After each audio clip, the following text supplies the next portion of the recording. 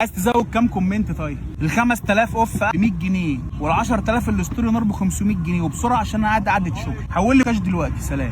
اللي رن ده سلام. زود لي البوست اللي هبعته لك دلوقتي 10000 كومنت اوف الستوري نار على الانستجرام بسرعه. نططني معاك في معلش. المصلحه دي بالله عليك. في اللي احلى منها. ايه بقى؟ دي بتاعت هوايه، ده انا مدورها لوحدي. هنجيب 1000 عده من عبد العزيز معاك. ال 1000 عده دول هتوصلوا بجهاز واحد بس. الجهاز ده بياخد اوردر من جهاز واحد بس. خش يا ابني اعمل لي 20000 لايك على البوست ده دلوقتي، 40 مليون مشاهده على البوست ده دلوقتي، وثق لي ده دلوقتي، اعمل لي ريبورت في ده دلوقتي. دي قرشها حاضر. لا يا اسطى مش هينفع، ما زودش فيك انا. لا الفلوس اخدها قبل ما تزود فيك. احنا موصرينها على 10 اجهزه بلدي كده. اخش اعمل كومنتات على كل بام بام بام بام الستوري نار بام بام بام بام بام اوف سيرفرات يا اسطى مش وشغل فاهم عادي. الستوري نار، انت الدماغ دي فيها ايه؟